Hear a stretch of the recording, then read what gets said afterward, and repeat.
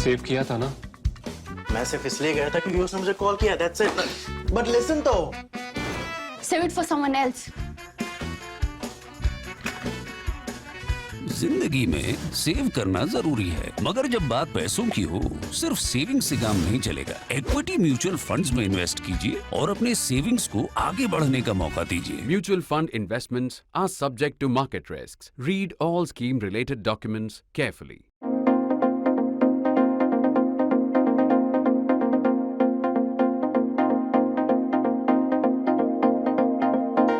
There are about 8 months still left for the first round of voting in the next general elections, and full-blooded campaigning has already broken out.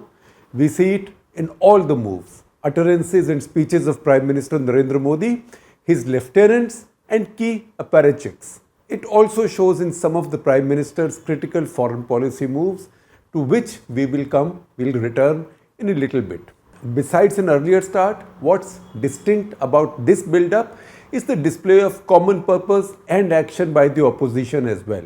It is in the DNA of electoral democracies that an opposition, no matter how down and out, that an opposition always sees a chance of defeating the incumbent. This time, not only is this energy particularly high, but there is more realistic alliance making as well on the part of the opposition, that is. This wasn't quite the case in 2019. The Congress was still savouring its triple wins, its heady triple wins in Chhattisgarh, Madhya Pradesh and Rajasthan. It believed that Rahul Gandhi's Chaukidar Chor Hai was a killer campaign line, that the line had worked in these hardland states and had Modi on the ropes and will carry the Congress party through the general elections.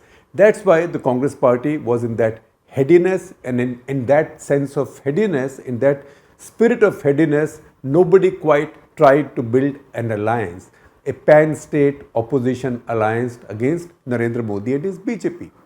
It did not turn out to be that way, that we know. Depending on where you are coming up, you can say the Congress was delusional and got shown up, or that Pulwama Balakot turned the entire election in a way nobody could anticipate. Any way you put it, we know what the final results were.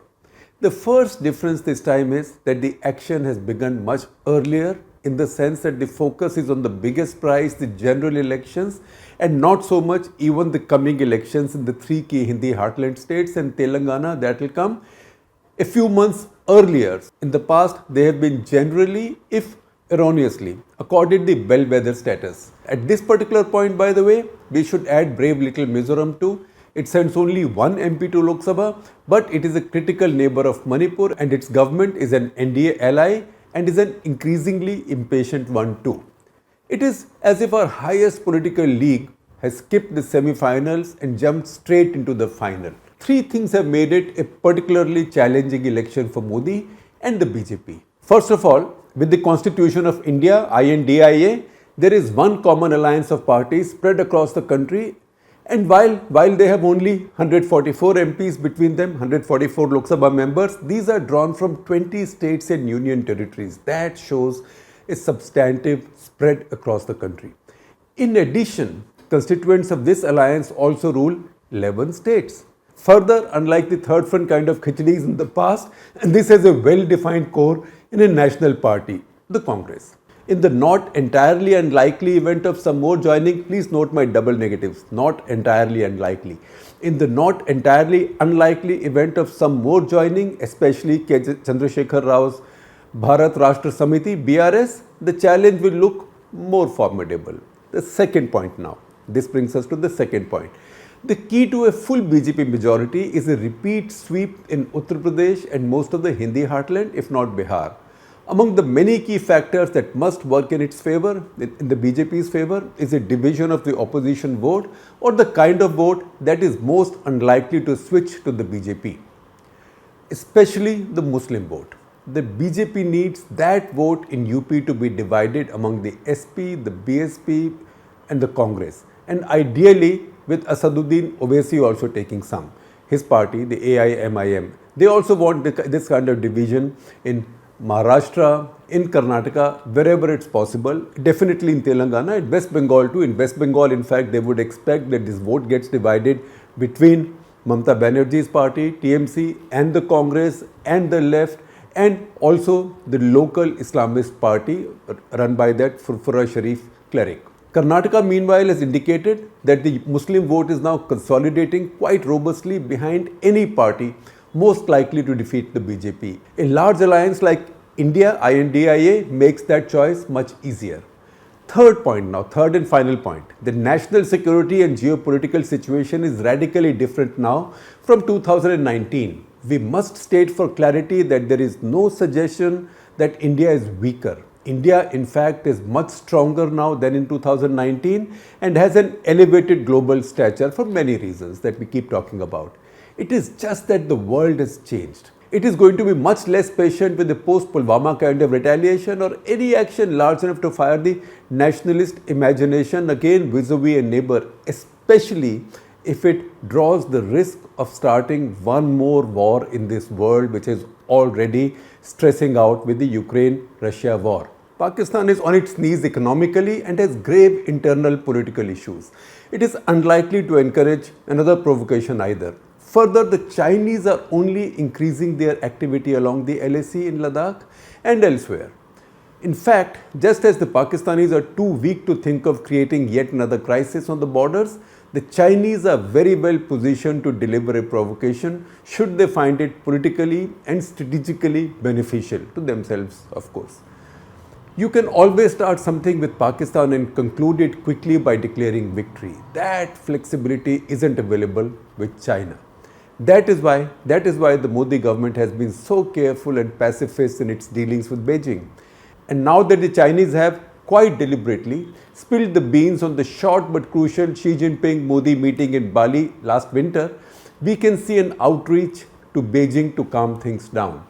This is the foreign policy move we were referring to earlier that we said we will come back to. A Chinese provocation in the run-up to the election is a security threat to India, but also an electoral challenge to a government that claims to be the strongest in India's political history on national security. It is possible that Modi moved early in Bali, that Modi moved early for a patch-up of sorts, but it had been kept under the wraps so far. Then the Chinese mischievously inserted that reference to Bali in the Mandarin version of their readout on the Johannesburg meeting between Ajit Doval and Wang Yi.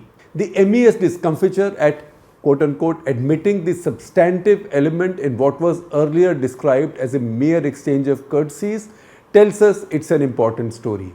It is as much about diplomacy as internal politics. The opposition is currently building up for its no confidence motion.